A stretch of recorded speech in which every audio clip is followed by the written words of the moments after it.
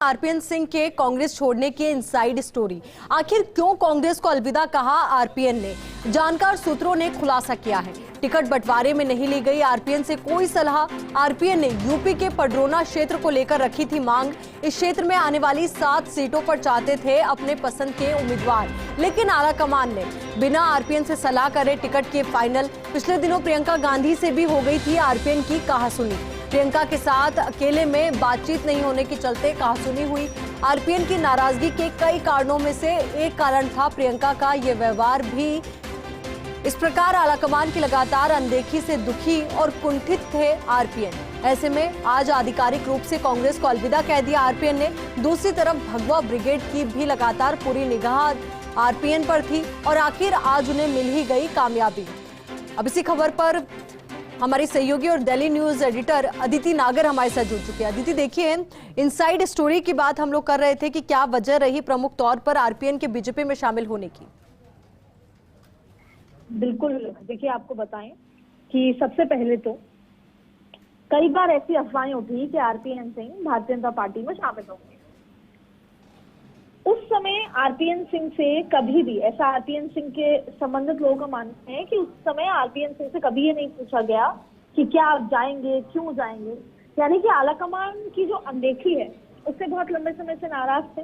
RPN Singh के संबंधित लोगों का मानना है कि आरपीएन सिंह को बहुत लंबे समय से ऑफर था, लेकिन वो चाहते नहीं थे कि पार्टी छोड़े। लेकिन पार्टी में जिस तरीके से अनदेखी थी और खास तौर पर जब अभी उत्तर प्रदेश चुनाव बंटवारे, टिकट की बंटवारे की बात थी, तब वो चाहते थे कि पडरौना, जहाँ से वो लोकसभा लड़ते हैं, वहां के टिकट में उनसे उनकी रायशुमारी पूछी जाए, लेकिन तब भी उनसे नहीं पूछी गई। तो ऐसे कई मसले थे जब उनकी नाराजगी हुई कि उनका जो पार्टी में रहने का जो अस्तित्व था, उनका जो वो तमाम चीजों पर सवालिया निशान खड़े हुए।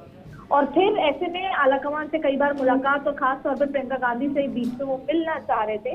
वो मिलने भी पहुंचे, लेकिन वो 1 to 1 अकेले बात करना चाहते थे। लेकिन वहां पे प्रियंका गांधी के कई सहयोगी मौजूद थे और तब वो नहीं चाहते थे कि किसी के सामने बात करें, लेकिन प्रियंका चाहती थी कि उनके सहयोगियों के सामने ही आरपीएन सिंह को जो बात करनी है वो करे। तो ऐसे कई मसले थे जब आरपीएन सिंह, बहुत बार उनको ये महसूस हुआ कि उनको पूछा नहीं गया। हालांकि जयपुर की जब रैली थी तब भी आरपीएन सिंह आए थे जयपुर में कांग्रेस की उस रैली में, लेकिन उसके बाद ऐसा हुआ।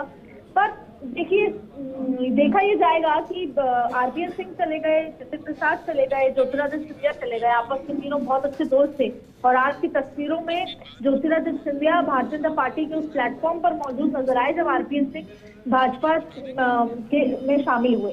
अब मिलिंद देवरा हैं उनकी पार्टी में, उनके पूरे ग्रुप में, दोस्ती के ग्रुप में तमाम लोग हैं।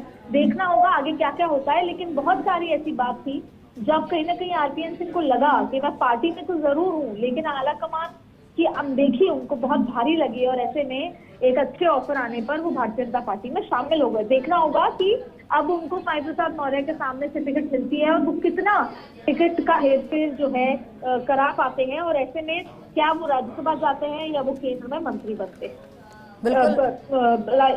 उत्तर प्रदेश सरकार में मंत्री बनते हैं। बिल्कुल अदिति, तमाम अहम बातें हैं जिन पर भी नजर रहेगी, क्योंकि कितना बड़ा इम्पैक्ट बीजेपी में होता है उनके आने के साथ ही।